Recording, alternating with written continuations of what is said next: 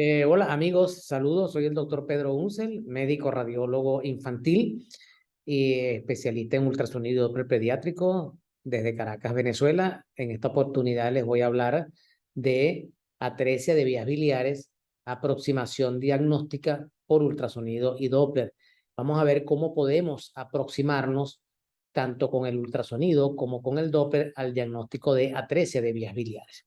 Tenemos que recordar que la atresia de vías biliares es una enfermedad obstructiva y progresiva del árbol biliar, propia de la etapa neonatal y caracterizada por colestasis, la cual aparece a partir de la segunda a la cuarta semana de vida y cuyo curso, sin tratamiento oportuno, va a terminar siendo fatal. Hay muchas teorías sobre cómo se produce la atresia de vías biliares. Está la teoría tóxica, la teoría genética, la teoría vascular, etcétera, pero la que más se impone es la teoría viral, donde hay una infección perinatal por un virus colangiotropos, que generalmente puede ser un reovirus tipo 3 o un rotavirus C o un citomegalovirus. Y entonces este tipo de virus tiene una afinidad por las vías biliares del recién nacido. Entonces, como consecuencia de un proceso inflamatorio destructivo idiopático, afecta a los conductos biliares intra y extrahepáticos. Esto a su vez lleva a una fibrosis y obliteración del tracto biliar, posteriormente obstrucción del flujo y por último una cirrosis biliar secundaria. La incidencia es aproximadamente 1 por cada 8.000 a 12.000 nacidos vivos, con un ligero predominio del sexo masculino y cuyos patología final será una cirrosis hepática precoz, la cual ocurre generalmente entre los 45 y los 60 días. Por eso es que el diagnóstico de la atresia de vías biliares es una carrera contra el tiempo que involucra al pediatra, al hepatólogo, al cirujano hepatobiliar y a nosotros los que hacemos las imágenes.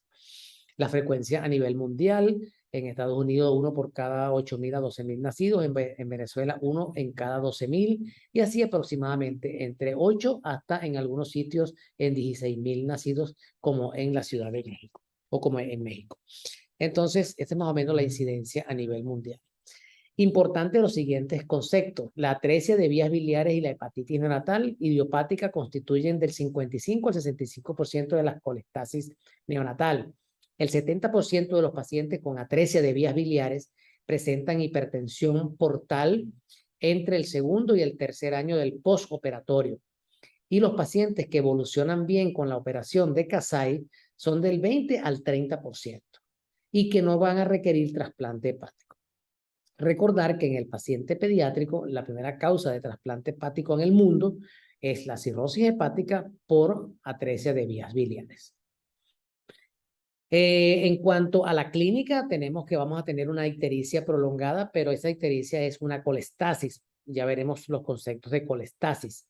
Puede haber acolia total o hipocolia, puede haber coluria, hepatoesplenomegalia, y por supuesto vamos a tener función hepática alterada y es muy importante cuando el paciente llegue a nuestra consulta que tengamos a la mano los valores de gamma-glutamiltransferasa.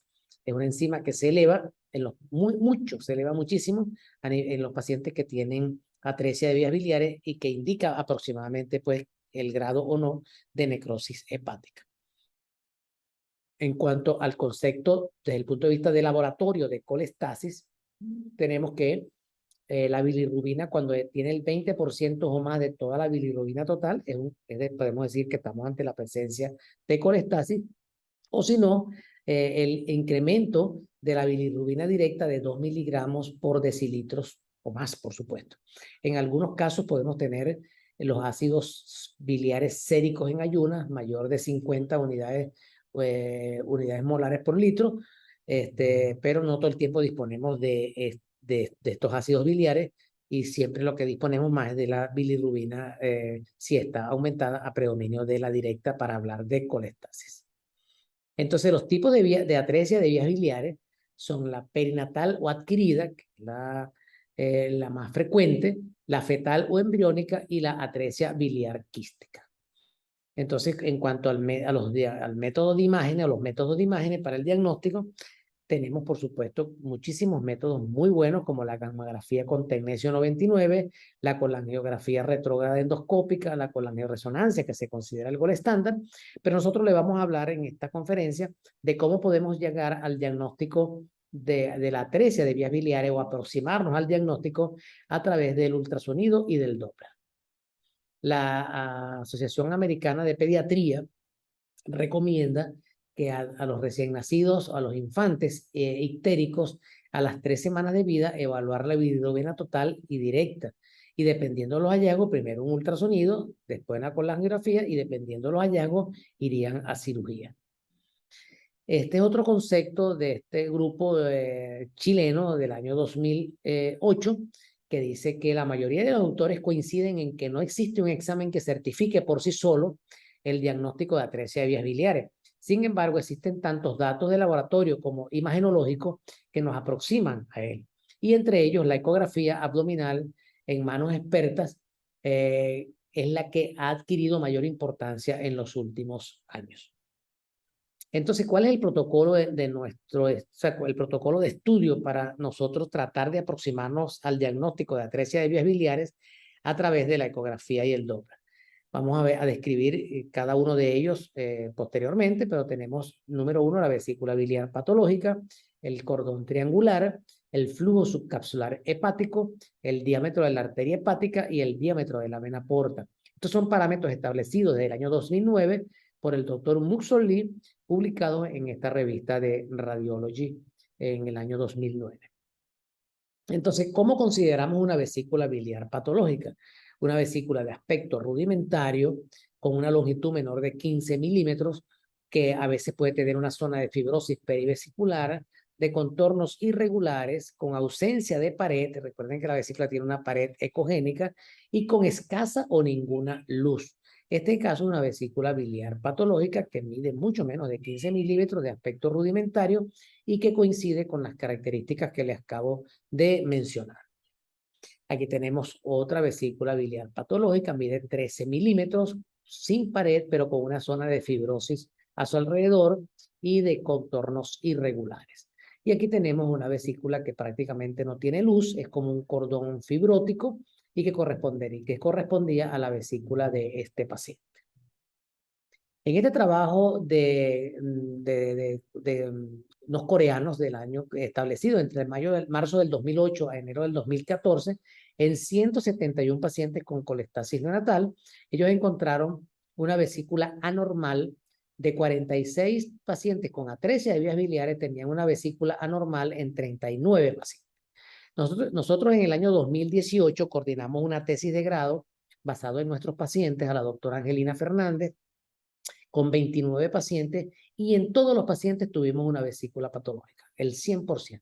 Fue un hallazgo constante en nuestros pacientes con atresia de vías biliares.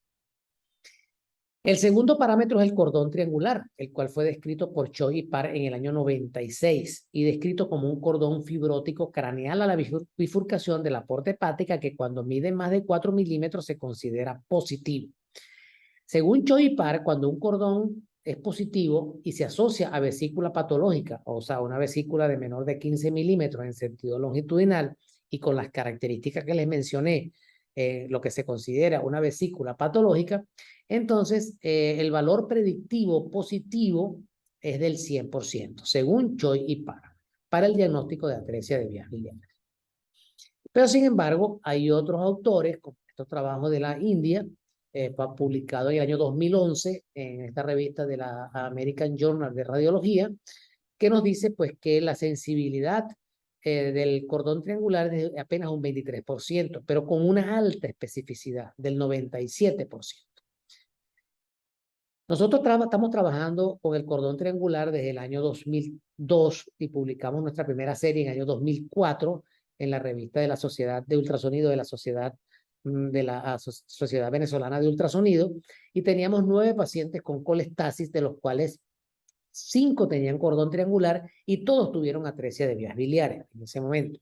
Tuvimos 4 pacientes, los cuales no tenían cordón triangular y no fueron atresia de vías biliares, de los cuales 3 correspondieron a colestasis intrahepática multifactorial y un paciente con una tirosinemia neonatal. En nuestro trabajo del año 2018, de 29 pacientes, tuvimos 25 pacientes con cordón triangular. El 86% de los pacientes tenían cordón triangular y solamente 4 pacientes no lo tenían. ¿Cómo vemos el cordón triangular? Entonces, hacemos un corte oblicuo ubicando la vena porta y vamos a tener una imagen hiperecoica en forma de cordón y en forma a veces de triángulo que corresponde a una zona de fibrosis que sustituye a donde debería estar la vía biliar. Y pues asociado a una vesícula patológica, como lo vemos acá, una vesícula de aspecto rudimentario con escasa luz, según Choi y Park, cordón triangular más vesícula biliar patológica, tendríamos un valor predictivo positivo del 100%. Es de hacer notar que todos nuestros pacientes están corroborados quirúrgicamente, porque nuestro grupo de trabajo incluye pediatra, hepatólogo infantil y cirujano hepatobiliar. Entonces, todos nuestros pacientes tienen corroboración quirúrgica, donde vemos acá la presencia del cordón triangular y la vesícula biliar patológica de este paciente. Aquí tenemos otro paciente con corroboración quirúrgica, como todos nuestros pacientes, donde encontramos un paciente con una vesícula pequeñita, rudimentaria, de contornos irregulares, con una zona de fibrosis alrededor, y la presencia de una imagen hiperecoica en forma de cordón por delante de la porta hepatis, que corresponde al cordón triangular.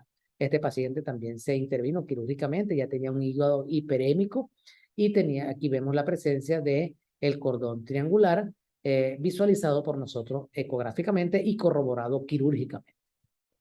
Aquí vemos en detalle la presencia del cordón triangular.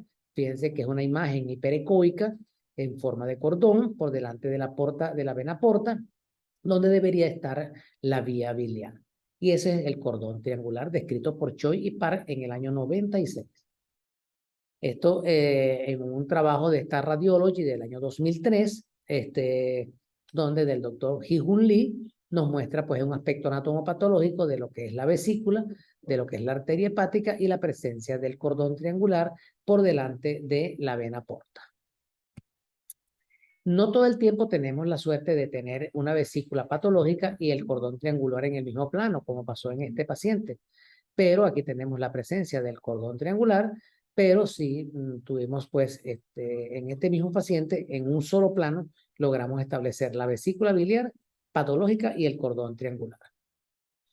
Nuestro tercer parámetro es el flujo subcapsular hepático, descrito en el año 2009 en el trabajo que les mencioné del doctor Muxuli, en el cual es la presencia de capilares, ramas distales de la arteria hepática que tocan la cápsula hepática. Según el trabajo del doctor Muxoli, en la presencia del flujo subcapsular hepático indica una sensibilidad del 100% para atresia de vías biliares con una especificidad del 86%. Mientras que el cordón triangular, según el mismo doctor Muxoli, tiene una sensibilidad de un 62%, pero una especificidad del 100%. Lo que nos indica que si nosotros cruzamos un método que tiene una sensibilidad del 100% con otro que tiene una especificidad del 100%, la posibilidad de que hagamos el diagnóstico de atresia de vías biliares es altísima. Este trabajo fue hecho en 64 pacientes con colestasis con 19 pacientes del grupo control. Entonces, fíjense que en el trabajo original del doctor Muxoli, 29 pacientes tenían flujo subcapsular y 29 pacientes tenían atresia de vías biliares. En este otro trabajo del año 2013, publicado en la Journal de Gastroenterología y Hepatología de un grupo egipcio, nos muestra que de 27 pacientes, 26 tenían la presencia de flujo subcapsular. En nuestro trabajo en el año 2018, de 29 pacientes, un trabajo bastante similar al de los egipcios, ellos tuvieron 27 pacientes, nosotros 29, también tuvimos un solo paciente al que no le pudimos demostrar el flujo subcapsular. Entonces, ¿cuáles son los parámetros para buscar el flujo subcapsular? Tenemos que tener un transductor lineal con una frecuencia de 7.5 a 17 MHz, con una frecuencia de repetición de pulsos entre 1200 y 1500, con una ganancia aproximada de 80 a 85% y con un filtro de pared medio. Con esto tenemos que demostrar pequeños capilares que tocan la cápsula hepática en estos pacientes con atresia de vías biliares. Entonces, fíjense, esto es lo que denominamos un flujo subcapsular negativo. Con los parámetros establecidos anteriormente, buscamos la presencia de flujo subcapsular. En este caso, los capilares no tocan la cápsula hepática, igual acá. Los capilares no tocan la cápsula hepática. Entonces, esto lo denominamos flujo subcapsular ausente o flujo subcapsular negativo. En cambio, acá, pues tenemos un flujo subcapsular positivo donde múltiples capilares tocan la cápsula hepática. Estos capilares que vemos en estas piezas histopatológicas y macroscópicas son los que tenemos que demostrar con el Doppler color, que son ramas distales de la arteria hepática. Aquí tenemos entonces flujo subcapsular positivo, miren acá, como pequeños capilares tocan la cápsula hepática, miren acá, flujo subcapsular positivo o flujo subcapsular presente. Y miren en este video, pues indudablemente que tenemos un flujo subcapsular positivo sin ninguna duda. Esto sería el tercer parámetro que nosotros usamos para el diagnóstico de atresia de vías biliares. Aquí vemos un paciente con un hígado francamente cirrótico, este es el paciente intervenido quirúrgicamente, y la presencia del flujo subcapsular, indudablemente, y muy bien demostrado con el Doppler color. Y aquí demostramos que este flujo subcapsular hepático corresponde a las ramas distales de la arteria hepática. No es flujo porta ni es flujo suprahepático, son las ramas distales de la arteria hepática. Entonces, fíjense acá, con el Doppler color y con el Doppler de amplitud, flujo subcapsular presente o flujo subcapsular positivo, y aquí tenemos flujo subcapsular negativo. El cuarto parámetro es la arteria hepática. En los pacientes normales, una arteria hepática, en pacientes de esa edad, de un mes, mes y medio, hasta máximo 3 meses, la arteria hepática, según el doctor Gunso Kim, en el año 2007 publicó este trabajo en la revista Radiology, en este volumen 245, y dice que en el grupo control, los pacientes normales, la arteria hepática debe medir 1.2 milímetros, más o menos 0.2. En los pacientes con hepatitis neonatal, 1.4 más o menos 0.3, pero en los pacientes con atresia de vías biliares, la arteria hepática aumenta su diámetro y mide 1.9 milímetros más o menos 0.4.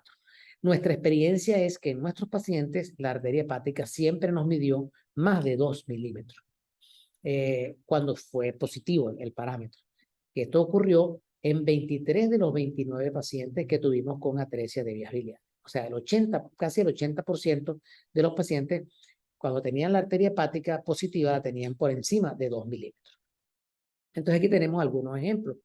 Un paciente con una vesícula biliar patológica, apenas un cordón fibrótico, con un cordón triangular presente y con una arteria hepática, la cual ubicamos primero con el Doppler color y después la medimos en blanco y negro, que mide 2.5 milímetros, lo que nos indica que es una arteria hepática que está por encima del diámetro normal. Aquí tenemos otro paciente, una femenina de 40 días con una vesícula biliar patológica con presencia de cordón triangular y una arteria hepática que mide 2.6 milímetros. La habíamos ubicado previamente con el Doppler color y después la medimos y nos midió 2.6 milímetros.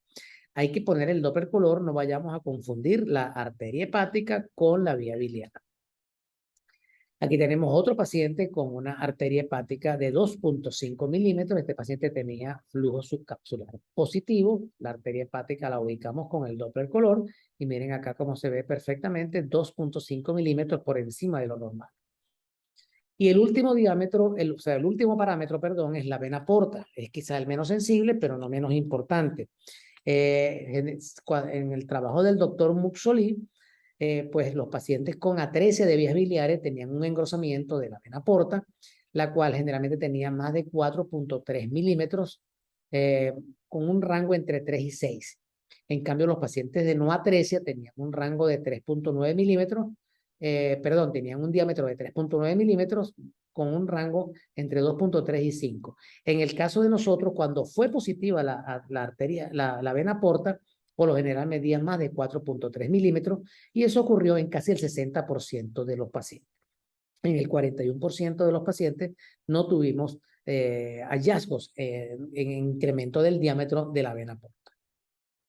Y no olvidemos un signo el cual no lo incluimos generalmente en el protocolo, pero que es un signo bastante antiguo descrito, que es el signo del ratón Mickey Mouse. Hacemos un corte transversal sobre el hilio hepático, ubicamos lo que parece ser la cabeza del ratón Mickey Mouse, que la cabeza sería la vena porta, la oreja izquierda, la arteria hepática y la oreja derecha sería la vía biliar.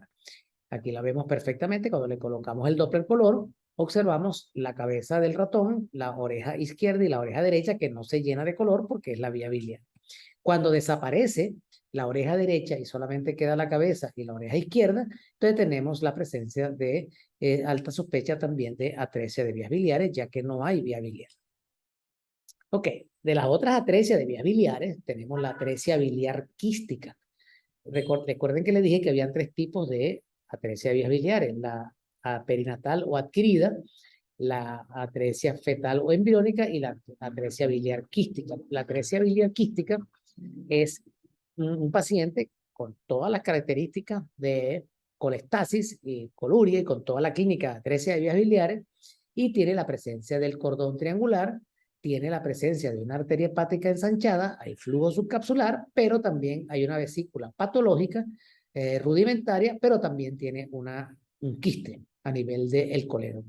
Puede ser cualquiera de las 4 variedades de quiste de colédoco según la clasificación de Todane. En este caso, por ejemplo, teníamos un quiste de colédoco tipo 2 o llamado divertículo coledocial y tenía lo demás los hallazgos para atresia de vías biliares.